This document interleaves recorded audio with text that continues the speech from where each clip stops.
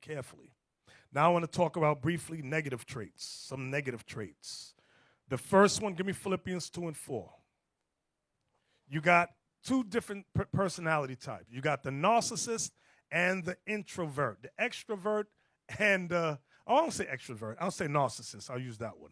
The narcissist and the low self-esteem brother or sister. Watch this. Philippians 2 and 4. Philippians chapter 2 and verse 4. Look not every man on his own things, but every man also on the things of others. Read it again. Look not every man on his own things, but every man also on the things of others. When you're building a friendship, even a marriage, your job is to build the person, build your group of friends, build them. Not worry about me. A narcissist is about me. He or she is an attention seeker. They want attention. Now you may ask, what does that have to do with the brother or sister with low self-esteem? They have the same demon. It's the same demon. The narcissist is about me. They talk about themselves all day. The brother or sister with low self-esteem, I can't do it. No, I can't do nothing. And they constantly, both personality types want your attention. If you walk away from the brother or sister with low self-esteem, where you going? Who you talking to? Why don't you spend your time with me? I got something to do, babe. No, I'm going to kill myself. Are you kidding me? Go ahead and kill yourself then. Now you got to come back from work. You got to leave work early to deal with this low self-esteem person. You got to watch them two personalities, the narcissist and the low self-esteem. And you're sitting in here. Some of y'all sitting in here, male and female. You know who you are. Just put a check next to your name. You know it's you. They opposites, but both need attention. Both of them need attention. And both of them can tend to become abusive if you don't do what they want. I'm telling you, just listen good. The next negative trait, the substance abuser. Proverbs 20 and 1. The substance abuser. And I say substance, that falls not just under alcohol. Crack, cocaine goes with that too. Molly's go with that too. Read that. Proverbs chapter 20, verse 1. Talking about wine. Wine is a mocker. Strong drink is raging, and whosoever is deceived thereby is not wise. That's about when you drink in excess. That's what it says. Wine is a mocker. Strong drink is raging. Now, you know this story, Laba, in Connecticut. The husband and wife at the table. This is way in the early stages of IUIC. We didn't have no school. Husband and wife, Connecticut, crazy Connecticut. At the table, they drink, everybody drinking, wife drinking too. She looking at the husband. I never liked your ass. Bam! Right in the face. Right in the face. Oh, God. Then they rolling around. The steak knife comes out. She stabs him in the back. He's busting her in the head. They both up in jail. I'm like, what the hell? You remember that? Yes, yeah. You can't make this stuff up. Come Yashala. Okay. Yeah. Give me Tobit 4:15. Tobit chapter 4 and 15. The book of Tobit, chapter 4 and verse 15. Do that to no man which thou hatest. Do that to no man which thou hatest. Is that it? Tobit 4:15? Yes, sir. I'm not looking at it. Go ahead. Drink not wine to make thee drunken. Drink not wine. That goes back to Proverbs 20 and 1. Drink not wine to make thee drunken. Go ahead. Was that it? No. Neither let drunkenness go with thee in thy journey. Neither let drunkenness go with thee in thy journey. So the Bible is against excess. Excess of wine, excess of strong drink. Okay? Give me Titus chapter 2 and verse 6.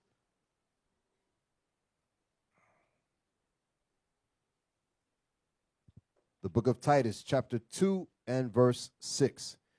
Young men, likewise exhort to be sober-minded. Exhort to be sober-minded. If you are on any kind of mental stimulant, you're not sober-minded. Okay, you're not clear in your thoughts and your thinking. If you're high on alcohol, you're not sober-minded. If you're high on weed, mollies, crack, cocaine, you are not sober. Okay, read it again.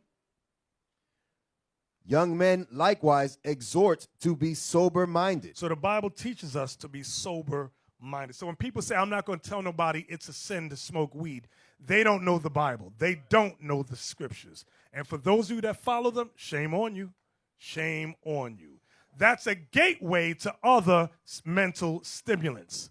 Once they say it's no sin to smoke weed, crack follows quickly behind it. Now you got to know where a man or woman, their history to know where they're going. Okay? Give me Sirach 9. You got to watch the men or women who can't manage their emotions in terms of jealousy. You ever meet that man or woman that you can't talk to nobody else but them? I talk about of the opposite sex. Or they think you cheating. They think you trying to get something from them. Read that for me. 91. The book of Ecclesiasticus, chapter 9 and verse 1. Be not jealous over the wife of thy bosom. Be not jealous over the wife of thy bosom. Go ahead. And teach her not an evil lesson against thyself. Some brothers are very jealous. I always tell y'all about the story, true story, about the brother who wants to get married, and we advise him not to get married to the sister. She's new. Very, very, very pretty sister. And we tell her we don't advise that they get married yet because she's new. She's new. She's been with us 3 months. Now, y'all grown. Y'all can do what you want because that's not a law in the Bible. It's not. I'm going to say it again. It is not a law in the Bible. That's a rule we set up. You don't have to obey it if you don't want. But we advise against it. We tell you wait 6 months to a year. Let them learn what this is about. Let them learn. And we said, sister, if your intent is to marry this brother, get to know him first. Pray and prove. Pray and prove. Does anybody listen? No. What happens? They get they do the nasty, they get married. They do the nasty, they get married. Sister comes up, she's on the cooking detail. She brings Deacon Laba something. And the dude, the married dude, why you bringing Deacon Laba some food? She said, I'm on the cooking detail, I'm bringing food. Why don't we bring him no damn food no more? Let his own wife get his own damn food. The hell? All right. So she gets off of that. Now she's in the back. She says, brother says, hey, shalom, sister, such and such. She says, shalom, brother, how you doing? He said, I'm doing fine. Everything's all right. She said, everything's good. And the brother's on the side looking. Why are you talking to that nigga? Why are you talking to him for? Why are you talking to him? Crazy, crazy people. I'm telling you a true story now. That's the male. Now here comes the woman. True story. Here go the brother. Sister go, hey, brother, how you doing? Here go the wife. Why are you talking to her? You know that hoe like you. No, she doesn't like me. We've been friends for years. I just said hi. She said, no, see, you don't know. Women knows it. I got a gut feeling she want you. All right, I won't say anything to the sister anymore. You just go, then another sister, hey, shalom, brother. But don't talk to her. Don't talk to her because she likes you. What do you mean she likes me? I know her for 2 years. Just say hi. No, I don't want you to talk to her. If you talk to her, I'm going to kill myself. Here you go. Crazy people. Crazy people. So you got to look at that narcissist, low self-esteem person, the substance abuser, and those that can't manage their emotions, that jealousy. Give me, what'd you just read? Sirach 9? 9 and 1. Give me chapter 26 and verse 6. Sirach 26 and verse 6. Crazy people. And you know who you are. Y'all online, some of y'all sitting up in here, you should say, Lord, this is me. Let me correct this, please. Let me fix it. Ecclesiasticus chapter 26 and verse 6. Here we go. But a grief of heart and sorrow is a woman that is jealous over another woman. Well, I want you brothers to understand that. The Bible says that's a grief of heart. You can't talk to a sister. You can't say hi without this woman, your wife, being overly just jealous for no good reason. Read it again. But a grief of heart and sorrow is a woman that is jealous over another woman. And a scourge of the tongue which communicateth with all. She tells everybody their business. Everybody. She communicates with all. Give me chapter 37, verse 11. Chapter 37 and verse of Ecclesiasticus. Ecclesiasticus chapter 37 and verse 11.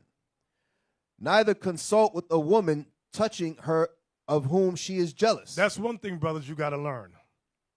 Don't consult with a woman concerning whom she is jealous. You got the sister. She been wanting a man for a long time, but she ain't never got herself together. She's rude, obnoxious. Now you come in, you the handsome brother. She got her eyes on you. But you looking at the sister who got herself together. She talk kind. Give me that whole list. We come right back here. Give me the scripture in Proverbs 31 about the words of kindness. Proverbs 31, verse 26. She openeth her mouth with wisdom, and in her tongue is the law of kindness. So you meet a pretty sister, and you notice that in her, she has the attributes like we just read there. In her mouth, read it again. She openeth her mouth with wisdom. When she speaks, you can tell this is a wise sister. She got herself together. Go ahead. And in her tongue is the law of kindness. And she's kind. But the other sister who you consulting with, you asking her opinion, the jealous one, the one who ain't got herself together. Tell me what you know about this sister. What do you think about her? You think she's going to give you the right counsel? No, this sister just came in about a year ago. This sister been in 6 years. Why ain't you looking at me? Why don't you want to talk to me? I got it going on too. No, you don't. You're a dragon. And everybody sees the dragon within you. So you think you're going to get good consultation with that sister? No, you're not. So you got to, if you want to, because we tell you, brothers, talk to her circle of friends. See what she's like, but make sure it ain't one of them angry sisters. We'll just leave it right there. I'll just put that on the table. Proverbs 31:11. Stay in the same chapter. Verse 11. The heart of her husband doth safely trust in her, so that he shall have no need of spoil. No need of spoil. No need of her being molested or committing adultery. So you want a wife who you can trust in. You ain't got to worry about her around the water fountain. And she shouldn't be coming up to you telling you, you know, this dude at work said how good I look. He's trying to, sisters, don't do that. Because you're going to put spirits on the man. I'm going to tell you a true story, another true story. I get the ring, ring, ring. Hello. That's me picking up. Hello. Here go the brother. I'm going down to my wife's job, and I'm going to beat the hell out of her manager. Brother, what's going on? You want to beat the hell out of a manager? Yeah, my wife's going to tell me that her manager told her how good looking she is, and he touched her hand. He put his hand on the back of her hand. I said, brother, don't go down to her job and show your ass. Don't do that. I said, there's ways to take care of things like that, and that's not one of them. He said, no, I'm going down there. I said, now, if you go down there and get your behind whooped, brother, and then you go to jail, don't ask why. Sure enough, brother goes down to the job. I'm going to go beat him up. Pop, pop, pop, oh, shoot. Brother. Ring, ring. Hello. Yeah, but that dude whooped me. I said, didn't I tell you? Leave that alone. Your wife is supposed to handle that. Read that verse again. Proverbs 31 and verse. And some women lie. They just want attention. You know, there's a lot of brothers in jail because of the lying wife they got. Oh, this one tried to talk to me. He said this to me. Now you mad. You got spirits and you go after the dude. Now you do something to the dude. You in jail. Now she going with the dude anyway. She ain't waiting on you. Go ahead, read that. Proverbs 31, verse 11. The heart of her husband doth safely trust in her, so that he shall have no need of spoil. Right. Give me that video, man accused. Man accused. Ms. Porter is actually present. She does not wish to address the court. This occurred early this morning on April the 1st. Ms. Porter was actually, she had actually removed herself from the home they were living together this past weekend. He actually didn't know where she moved to and actually found out she went to actually return him some money that she owed him. He got irritated and angry over the furniture that she had took from the home. And then it turned into a heated confrontation. He forced her to drive to the other location, took her out of the car, tried to break her neck, wrapped around her neck. She has stab marks to her face, to her feet. She has a broken ankle. She has bite marks. He also grabbed her hair and told her that she thought that she was too pretty and attempted to burn her with the stove. While the 5-year-old daughter was present all at the same time in the backseat. It was also stated that he told her that he would drive the car over the bridge and that they will all die tonight. You wait, did y'all hear what she said? That he would drive the car off the bridge and they would all die. Imagine you got a husband like that. Read on. I mean, go on. As well as she did say to me that she felt last night that her life was really in danger and that she felt like she really was going to die in front of her daughter. And the daughter is the basis for the charge unlawful neglect? Yes, sir. Okay. They were living together at the time? That's how it's criminal domestic violence? Well, they had the child in common. Okay. But they were living together. She moved out this past weekend to get away from previous criminal domestic violence situations that they had, so that she could, just get away from the situation and avoid any more further criminal domestic violence. I understand. Okay. Thank you, ma'am. Use your words wisely if you do want to say anything, because anything can be used against you. And I'm saying that only for your protection, okay? Clearly, I'm here to listen to whatever you want to tell me, but just know that in advance, since you're not represented, that this is something that... We always tell you brothers that little is better. Sometimes the least you say is the best. Because you heard what the Edomite said. Y'all see SVU and all that? You have the right to remain silent. Anything you say can and will be used against you in a court of law. So you're warned. But black people, we just like to talk. I'm going to talk my way out of this. Okay. Go ahead. Is there anything that you want to tell me in reference to these 3 charges? Yeah. First, when she did bring my clothes back and my money back, she said she was going to take me over her house. So how the whole thing started, man. And I said, well, go ahead and get out and open the door. I'm going to get Cam. I said, as soon as I was about to get my baby, I smell up a weed smoke. So I'm like, damn, but you still smoking weed on my baby? But why tell you about that? That's how the whole thing with this started. You know what I'm saying? Yeah, I did this, I did that. Yes, I did put my hands on it. I did that.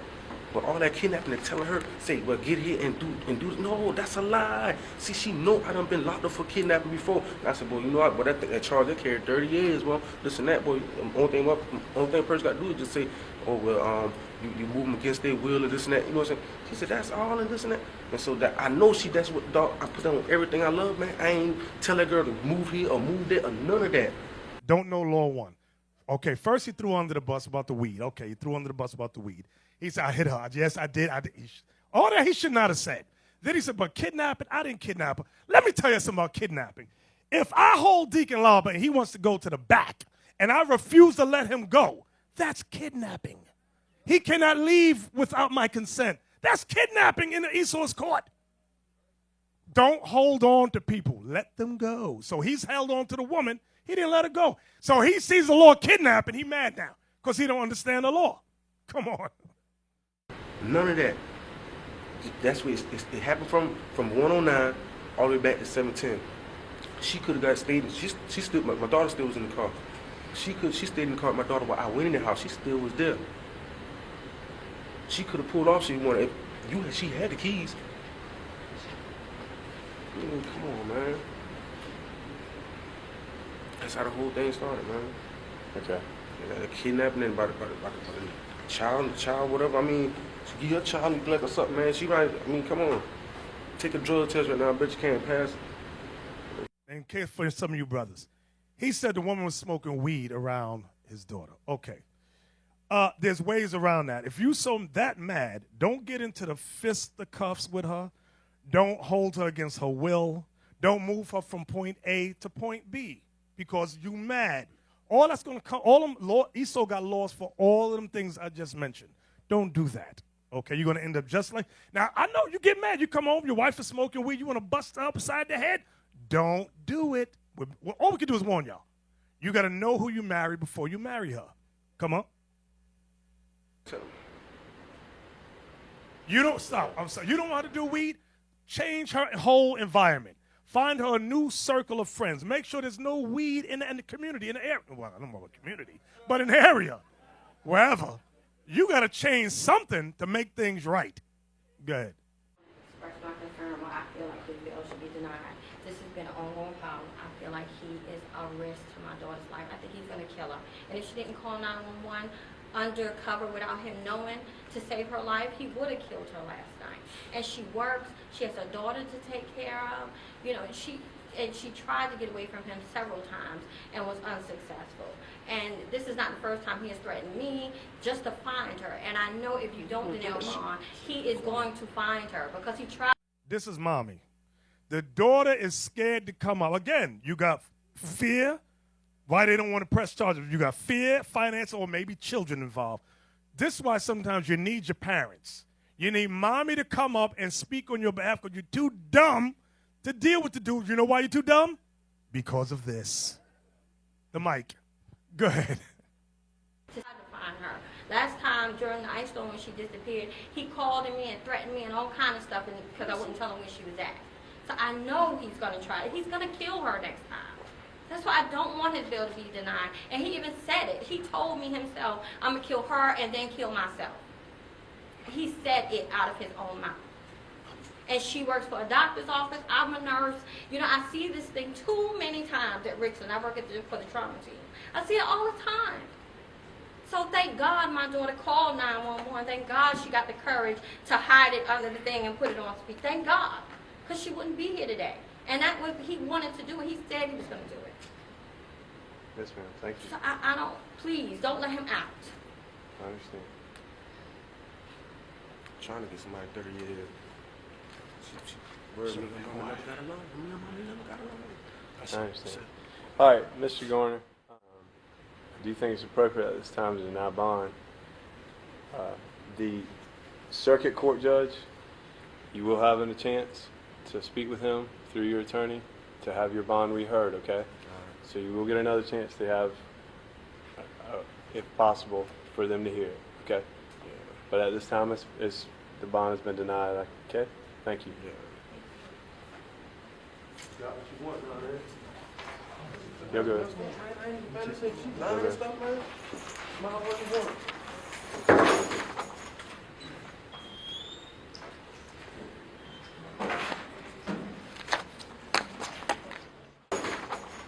See that? He tried to give her the look. I'm just going to say something to you, make you change this whole thing. You got what you wanted, right?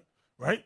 Go watch them eyes. You got to watch them eyes. Give me that in Philippians 4 and 6. So now I'm not saying that I know 100% all these guys is guilty. I'm saying today's classes know what to be aware of, what to look for, and often how to handle it, okay? Give me that Philippians 4, 6, and 7. We got to learn how to manage stress. Some women don't know how to manage stress. They can't handle moderate stress without becoming highly frustrated. Men and women. Read that. The book of Philippians chapter 4 and verse 6. We have to learn how to manage stress. Go ahead. Be careful for nothing. Be careful for nothing. Worry about nothing. Go ahead. But in everything by prayer and supplication. But in everything by prayer and supplication. Come on. With thanksgiving. With thanksgiving. I went down to verse 7. Let your requests be made known unto God. Make your requests known unto God. Many times things are out. If it's outside of your control to change things, we have to go to the Lord to fix it for us. But if you know you can fix it, then fix it. Go to the Lord on that thing and do something about it. Go ahead. And the peace of God, which passeth all understanding, shall keep your hearts and minds through Christ Jesus. You see that word, peace of God? That's what we all want in our marriages, in our lives, in our families. We want peace. You be careful for nothing. Don't stress over nothing, okay? Give me that in Psalms 119, verse 143. Psalms 119, verse 143. The book of Psalms, chapter 119 and verse 143. Trouble and anguish have taken hold on me, yet thy commandments are my delights. Many times when we go through trouble and anguish that take hold on us, it says the commandments of God should be our delights, okay? When you are with a man or a woman and you're interested in marrying them, you want to see if they are stress managers, if they can handle stress, or do they lose their mind? Do they go off the deep end, okay? Sometimes people go off the deep end. We got to learn to control, okay? Yeah, another sign, if you are sisters, this is another sign for a crazy brother. If he holds you too tight or squeezes you, physically I'm talking about, that's a sign of somebody that wants to control you. Not a little bit. He wants to control every bit of you. I'm talking about that brother when he hugs is real tight. When you go somewhere, his hand is on your hand, he got you. You brothers know what I'm talking about? See, the crazy brothers know exactly what I'm talking about. he got you.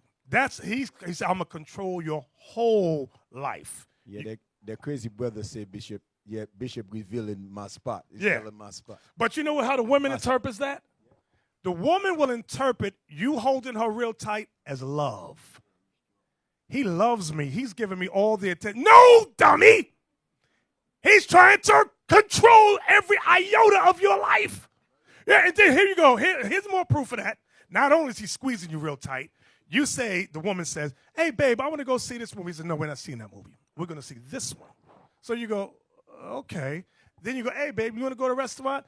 He goes, yeah. You say, I want to go to this one. He says, no, we're going to this one.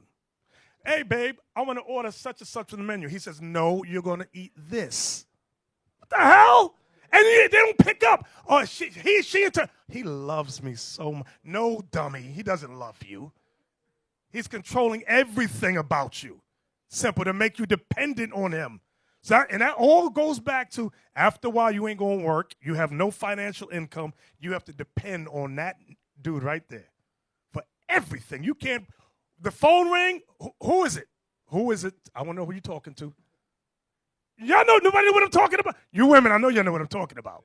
The crazy man syndrome. Hey, Bishop, they know because there's a lot of sisters who were hair that turned like that. You know the sisters that when they first came and they were single, they were shalom, shalom. Yeah. And as soon as they get married, they can't tell nobody hi no more. Exactly. Okay? They can't talk to nobody. There's a lot of sisters in here that's the way they are.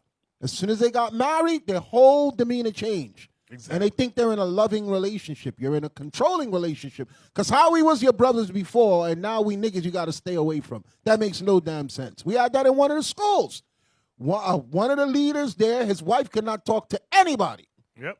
And when we questioned her about it, she act like I don't know nothing y'all talking about. Mm-hmm. Y'all need to leave me alone. Okay? He had her like a trained slave. And she was in the Friday night class every single week like clockwork. Okay? And she turned into a trained slave. I know exactly what I'm talking about. Exactly. I call it a trained seal. He hold up the hoop, she jumping through it. And even the clothes. Now, I'm not talking about fringes border blue. That's normal. But I mean, let's say she want to wear the blue dress. He says, no, wear the green dress. She can't wear nothing she want to wear. You sound like the movie. The movie with that pretty boy. You just mentioned the movie with the... Oh, the enemy, sleeping with that No, the other one. With Blair Underwood? Yeah. He said, no, don't wear this. I want you to wear that. Exactly. That's what they do. And the reason the bishop point out those things is because he's slowly breaking you down. So he'll control the movie. He'll control what you eat. He'll control what you wear. And then you start saying in your head, that's my Lord. Mm-hmm. No, you're his slave. Right. It's not your Lord. Okay? But sisters call us like that all the time. And I tell them, look, just watch our line. Don't come here with none of that. Because there's nothing we could do to free you from that mindset. He already took control of your mind. Next thing you know, he want to fight us when we trying to reprogram you to make you into a productive citizen of the Most High. And he got you as a trained slave. No, stay back there and stay where you are. And when you're ready to break free from him and get your mind right, then call back. There you go. Give me that video, domestic violence PSA. A brand new, powerful PSA concerning domestic violence will air during the game.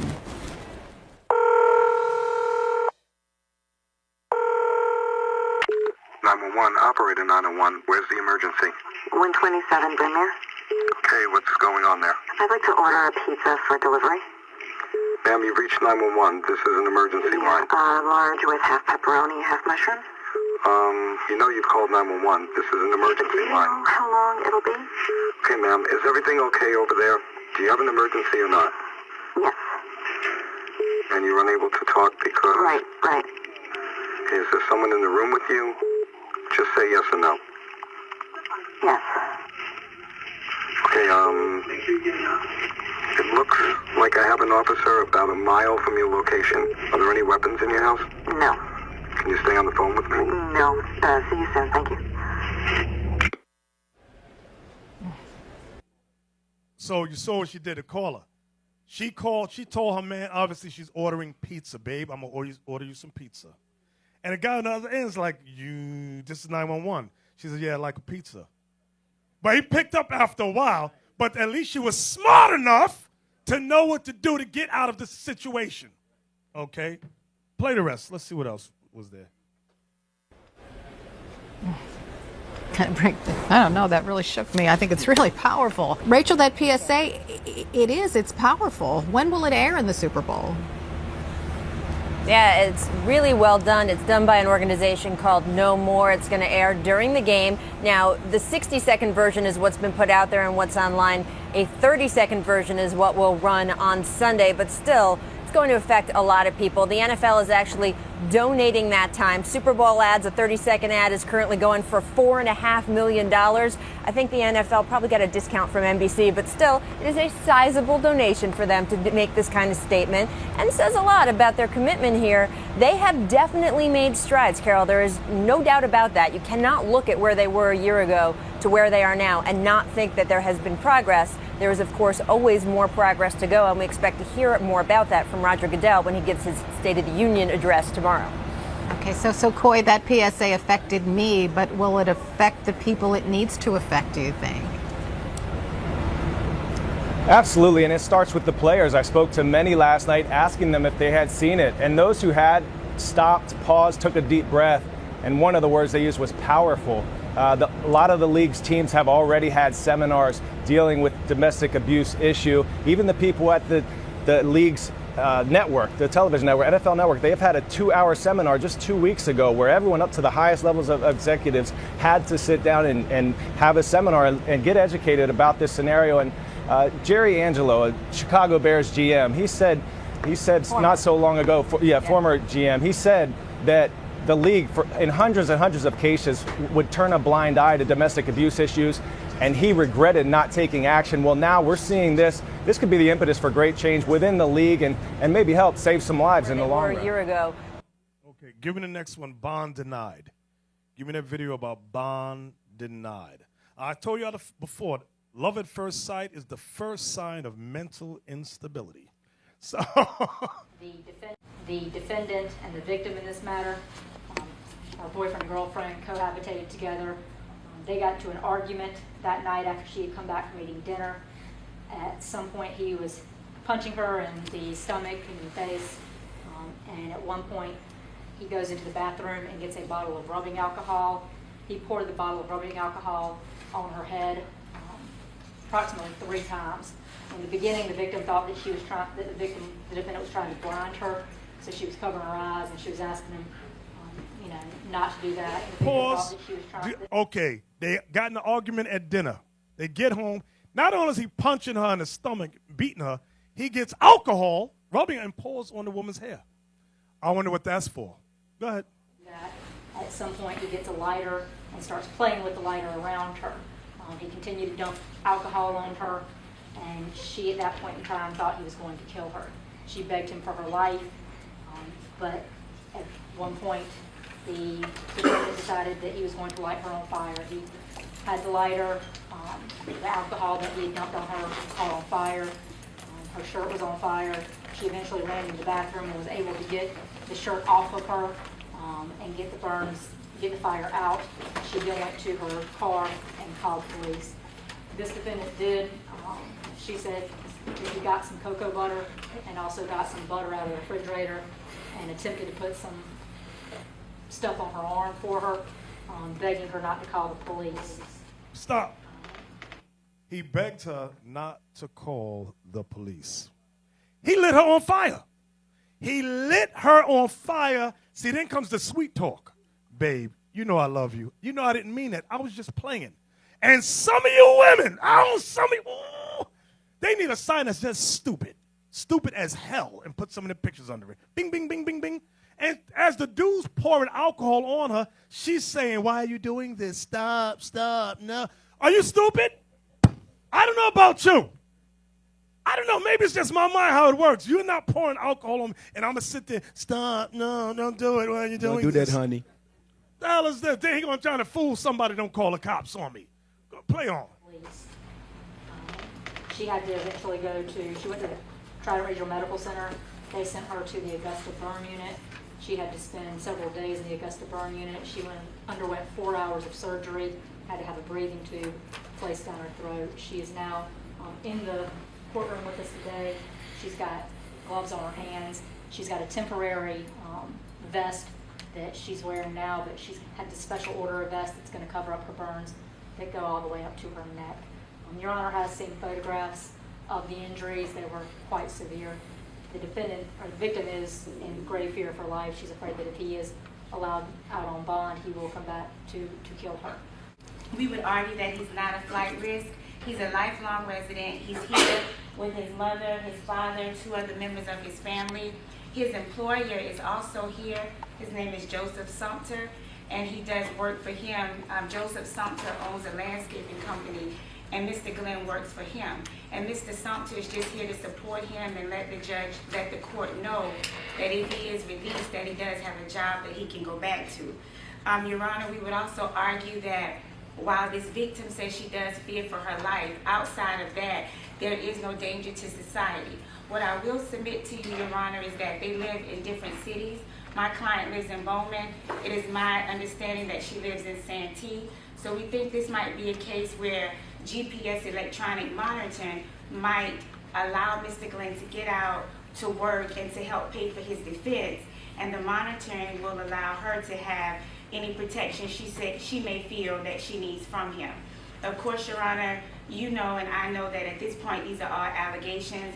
My client has a different rendition of the facts. So we just ask that you would set a reasonable bond, Your Honor, that will allow him to get home and to go back to his job, and his family is not opposed, he's not opposed to being fully responsible for the cost of electronic monitoring.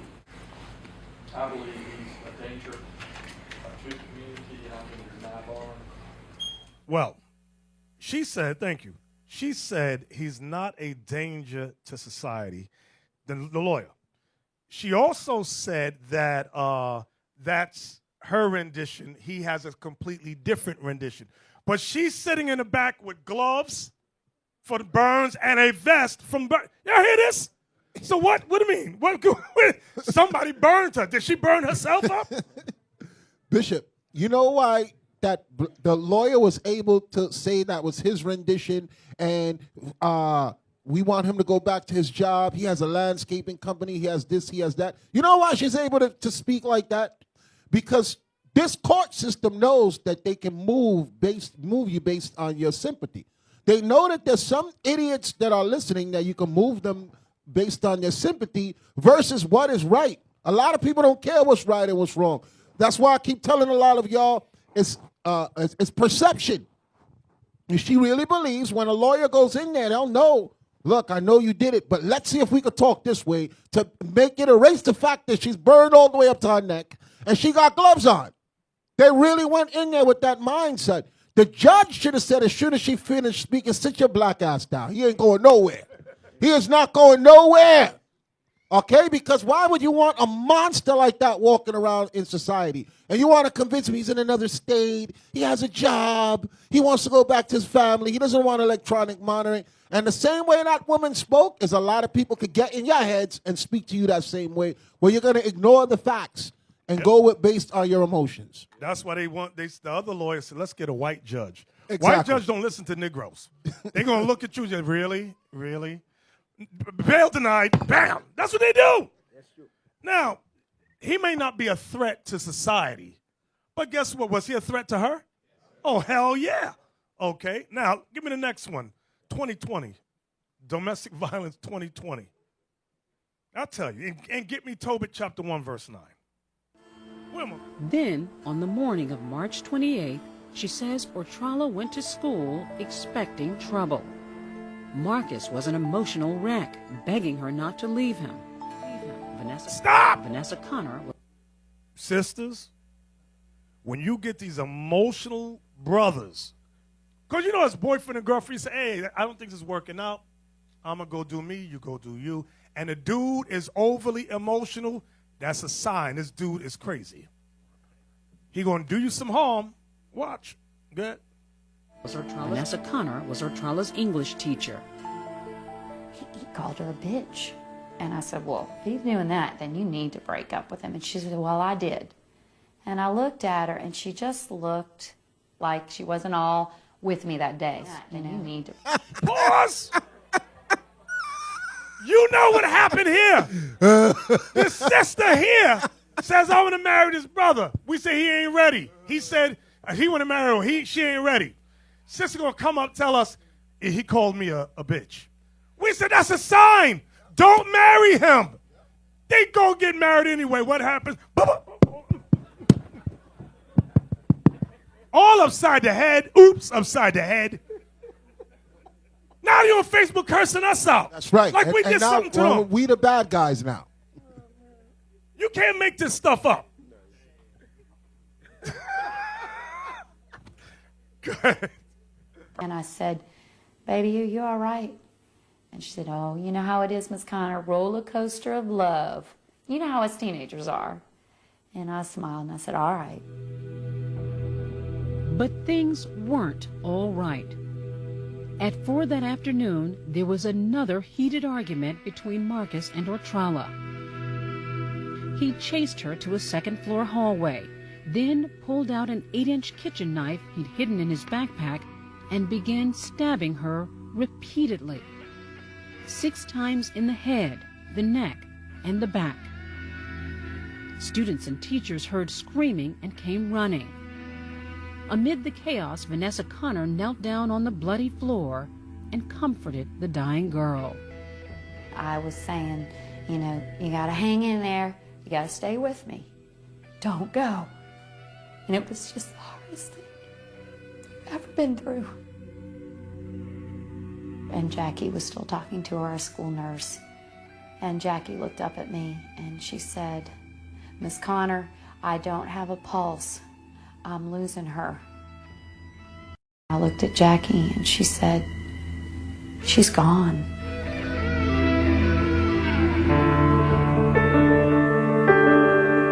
Marcus McTeer was arrested and charged with his girlfriend's murder.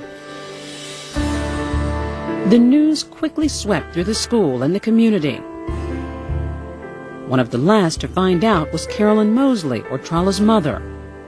She rushed to the hospital where her daughter was taken. That lady just told me my baby was dead. What were you told that had happened?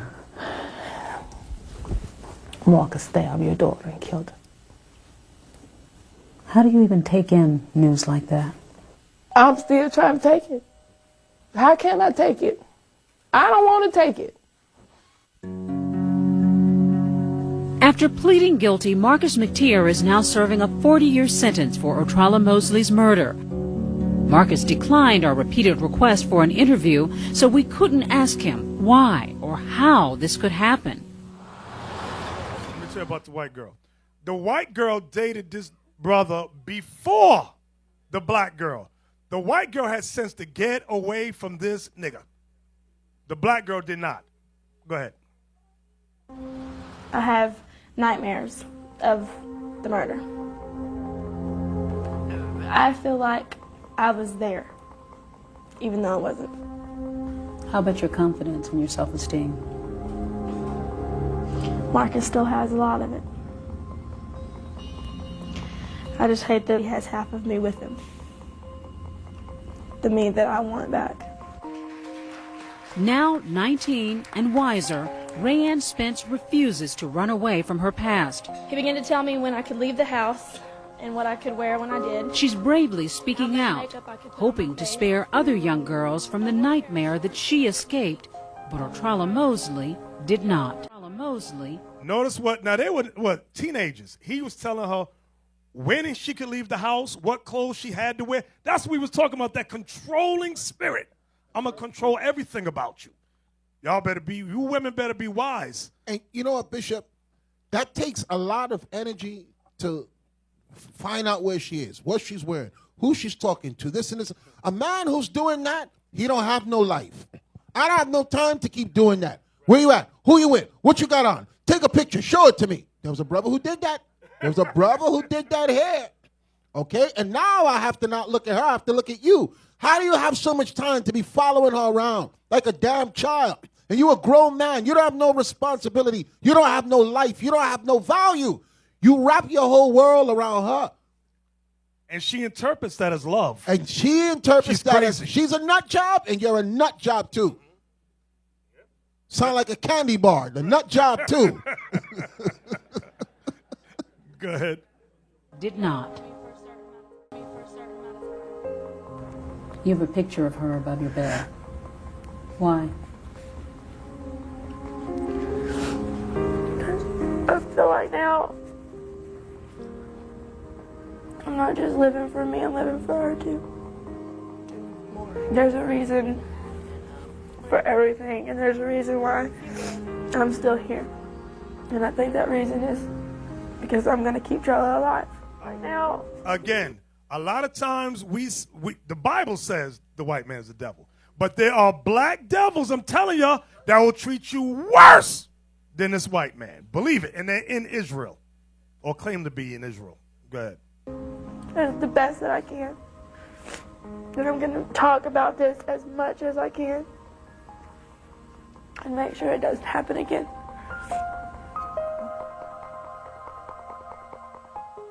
Alrighty then. Give me Tobit 1 and 9. Give me that. The book of Tobit, chapter 1 and verse 9. Furthermore, when I was come to the age of a man, I married Anna of my own kindred, and of her I begat Tobias. There's a certain age level that the Bible talks about, and it's the age of 20. Because generally 20 and up, you are, now this isn't 100%, you are generally supposed to be emotionally stable by the age of 20. But that's not for all men. That don't go for all of you. Some of you are 30, 40 years old, you're operating at a 15-year-old level. You're emotional, you're controlling, you're filled with all kind of hatred in you. So that's just a general. Give me Genesis 38:11.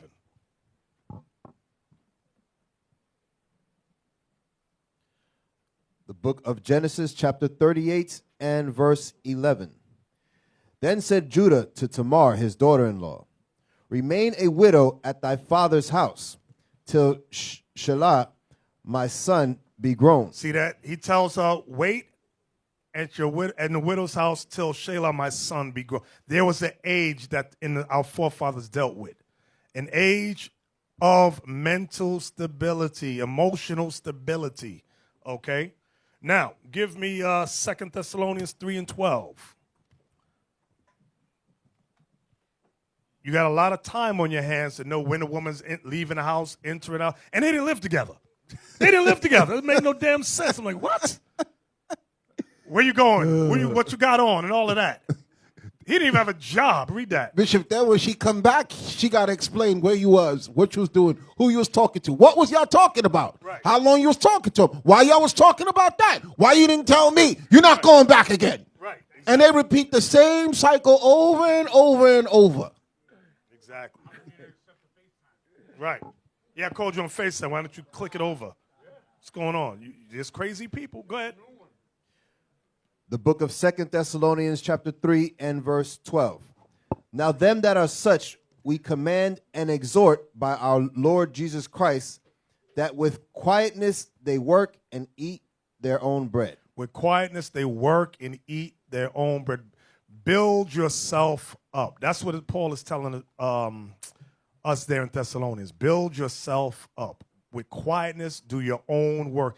You got too much time to worry about what she's doing, where she's going, what she's eating, where she's wearing. That's ridiculous. Right. With quietness, do your own work. Hey, and that's crazy what you said, Bishop. When you said people say that love at first sight, that's craziness. Because to love someone, you got to get to what? Know them. Right. How could you just look at them and say, I love you, and you know absolutely nothing about them? Asaph, at least 13 hands went up, said they go with love at first sight. Crazy people. Push them to the back. Push those nut jobs to the back. You got to, even with the Most High, his love for us is after he gets to know us. We got issues. That's why the scriptures say you must be born again. You may have been lusting for them at first sight, but I know a lot of people who were lusting, and then when you get to know them, all of a sudden you hate them. Yep. And you say it openly. I hate them. We looking at them like, yo, y'all, the way y'all was before, there was hearts all over your head. The birds were singing. Y'all was holding hands. The wind was blowing. Now I hate him. I hate her. Okay, it was lust at first sight, not no damn love. Love take time. Okay? Exactly. We used to scream black power while heroin was pushed. But at the end of the day, nothing's in vain. IUIC has been given a vision. The tents of Judah has risen. Many has attempted the mission. Minor murmuring, omitting, and missing the mark. Just reading that he had the flame of fire in his eyes gave us the spark. We on Paul's mission. We out on the road, purple and gold. From Mexico, Cuba, Haiti, Ghana, Sierra Leone. 144,000 boots banging, concrete crackling. These are our men repented at heart. The scriptures is proof. IUIC, we deliver the truth.